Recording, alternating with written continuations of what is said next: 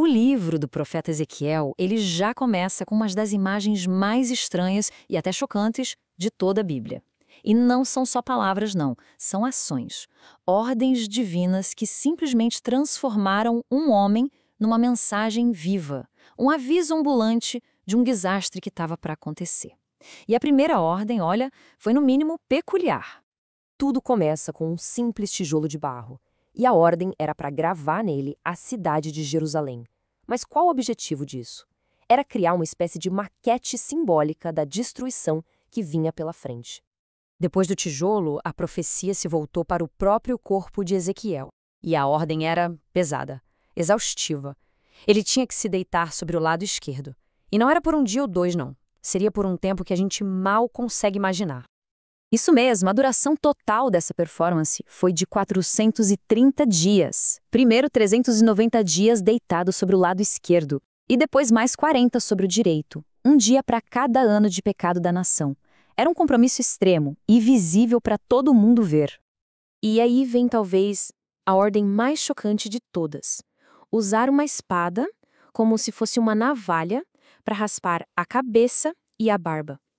Para um sacerdote como Ezequiel, isso era um ato de pura vergonha, um sinal de contaminação, de luto, algo impensável. Todas essas ações, uma mais bizarra que a outra, levantam uma questão central. Por quê? Para que essa dramatização toda? Por que transformar a vida de um profeta num recado ambulante, num outdoor vivo sobre o juízo que estava prestes a cair? Então, o que parecia loucura, na verdade tinha uma lógica muito profunda. Os textos explicam que cada ação era uma performance simbólica, sabe? Tudo cuidadosamente orquestrado. Era um jeito de usar recursos visuais para falar com um povo que, segundo a narrativa, tinha ficado espiritualmente surdo para as palavras. A vida de Ezequiel se tornou a própria mensagem. E aqui a gente começa a ver como as peças desse quebra-cabeça se encaixam. O tijolo sitiado era um sinal bem claro do cerco militar. O tempão que ele ficou deitado representava os séculos de pecado. O pão racionado, meio contaminado, simbolizava a fome e a impureza que eles viveriam no exílio. E o cabelo raspado? Bem, aquilo era um mapa sombrio do destino da população. Mas por que uma mensagem tão drástica assim era necessária? O que tinha acontecido para justificar um julgamento tão severo? Os textos mostram que o problema foi uma quebra de aliança, de confiança. De acordo com a narrativa, Jerusalém tinha uma posição super estratégica e um chamado especial. Deus a teria colocado no centro do mundo antigo para ser uma luz, para mostrar os seus caminhos. A ideia era que a fidelidade dela atraísse outras nações. E aqui está o ponto central da acusação. A rebelião deles foi considerada pior que a dos povos vizinhos. Mas por quê? Porque, como os textos apontam, eles tinham recebido mais luz, mais oportunidade. E mesmo assim, profanaram o próprio santuário, mergulharam na idolatria e encheram a terra de violência. Basicamente, trocaram a luz pelas trevas. Bom, com as acusações todas na mesa, a mensagem profética avança para um ponto sem retorno, a certeza e a severidade do veredito final. A porta da graça, naquele momento específico, estava se fechando. Dá para sentir a urgência nessas palavras, né? A repetição da frase "chegou o fim" está ali para enfatizar que era iminente. Não era mais uma questão de se acontecer, mas de quando. E o quando era agora. O castigo que foi anunciado estava literalmente se despertando. E aquele destino, simbolizado pelo cabelo de Ezequiel, era terrivelmente preciso. 1/3 do povo morreria dentro da cidade, de peste e de fome. Outro terço cairia pela espada, tentando escapar.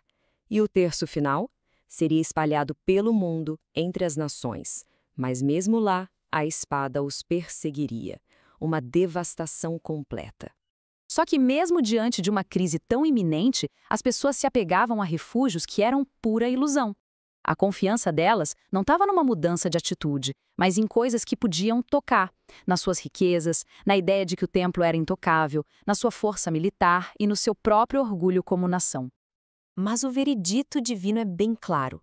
No dia do juízo, a prata e o ouro não valeriam nada, seriam jogados nas ruas como se fossem lixo. Nenhum desses falsos refúgios poderia salvar o povo das consequências das suas próprias escolhas.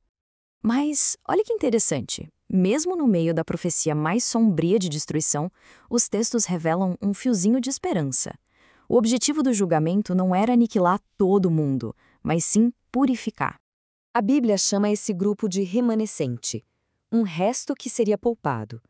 Mas sobreviver fisicamente era só o começo de uma jornada espiritual muito mais profunda. O tempo no cativeiro se tornaria, na verdade, um processo educativo. E essa jornada de aprendizado levaria esse grupo a uma transformação profunda em 3 passos. Primeiro, no exílio, eles se lembrariam do Deus que tinham esquecido. Depois, eles sentiriam uma aversão, um nojo profundo dos seus próprios erros. E, finalmente, seria através dessa mesma dificuldade que eles chegariam ao conhecimento verdadeiro de quem Deus é. E isso tudo nos deixa com uma reflexão, né? A jornada daquele remanescente começou com uma coisa: o ato de se lembrar. No mundo como o nosso, que é saturado de informação, de distrações o tempo todo, que tão facilmente nos fazem esquecer do que é essencial, o que seria necessário para a gente se lembrar de verdade? Fica aí a pergunta.